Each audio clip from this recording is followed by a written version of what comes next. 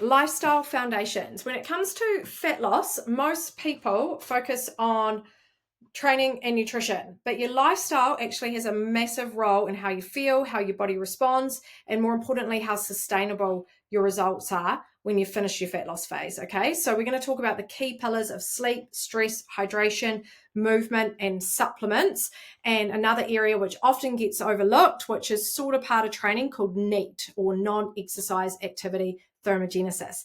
So starting with sleep. Sleep is essential for fat loss. It's essential for recovery and for appetite regulation. If you are sleep deprived, hunger hormones rise, cravings increase, and your ability to make good decisions drops, okay? So we do want to try and stick to a regular sleep and wake schedule, and ideally we want somewhere between 7 and 9 hours a night. Now, I am a realist. I understand that that's not always possible, particularly if you've got children or you work night shift. But if that is the case and quantity isn't necessarily something that you can control, let's at least try to work on the quality of our sleep. So that's things like no screens before bed, a cool, dark bedroom, utilizing meditation and relaxation apps, that kind of thing. Whatever works for you, okay? Bath before bed, evening wind down, herbal tea, although having not too many liquids close to bed so that you're not getting up peeing. Looks different for different people, okay? But either way, we need to prioritize it if you want to get good results. Stress management is the other thing that has been shown to impact fat loss, okay? Chronic stress isn't just a mental load, it also affects your body physically as well. So elevated cortisol can interfere with fat loss, increase cravings, mess with sleep, and lower your motivation. So we do need to make space for things that calm your nervous system, okay? So things like journaling, you have a PDF of a journal that you are welcome to download and print off, which gives you some options to fill out in terms of gratitude and celebrating your wins and that kind of thing. Stretching, walking, or even just 5-minute quiet time, if that's possible, can help. But do make sure that you protect your time and energy and set some boundaries there and protect your peace. A note about social media. I mean, I know I'm on social media and that's probably why most of you are here, but just do your best to try and avoid comparison from social media. That can really, mess with the head. But ultimately, we do want to make sure that we manage our stress to the best of our ability.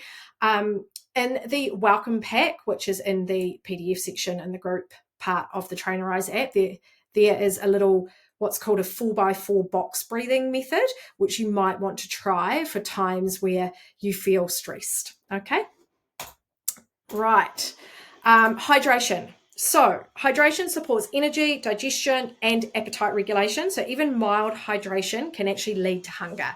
So I want you to drink 2.5 to 3.5 litres of water, okay?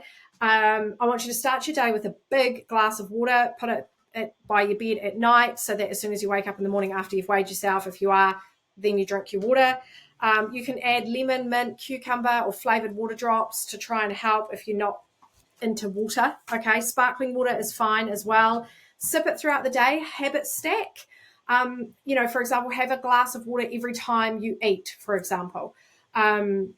Or it might be that you use like a water reminder app to send you notifications to remind you when to eat. So you have to, or get one of those drink bottles and they're measured, and so you have to empty it by lunchtime and then refill it and empty it again by dinner. You need to do whatever you have to do in order to stay hydrated. It's especially difficult in winter for a lot of people, but it is really, really important during a fat loss phase. Can't stress that enough.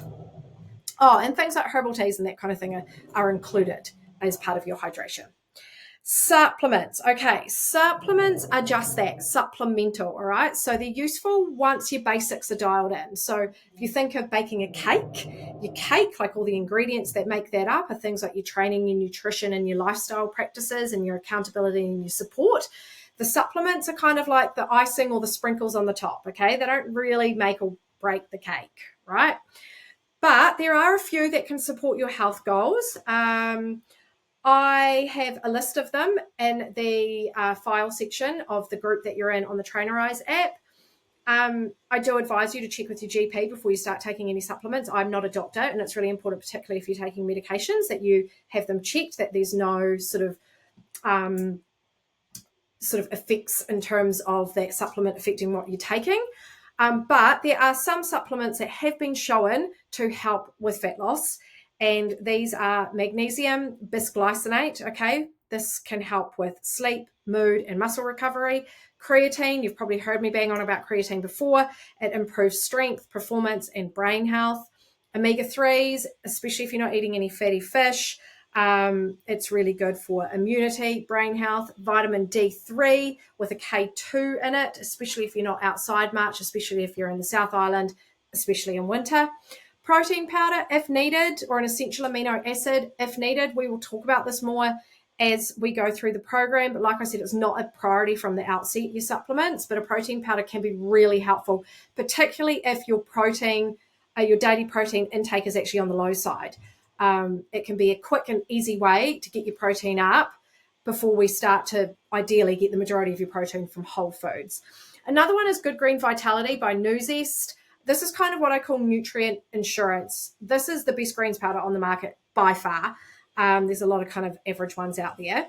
But the price does reflect that. So it's definitely not required. I do have a code. If you use every day, I think you get like 15% off.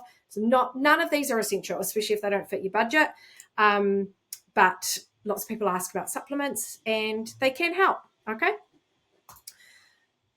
NEAT. So NEAT stands for non-exercise activity thermogenesis, which is kind of a fancy way of saying movement outside of your intentional workouts, okay? But it adds up to like major fat loss, right?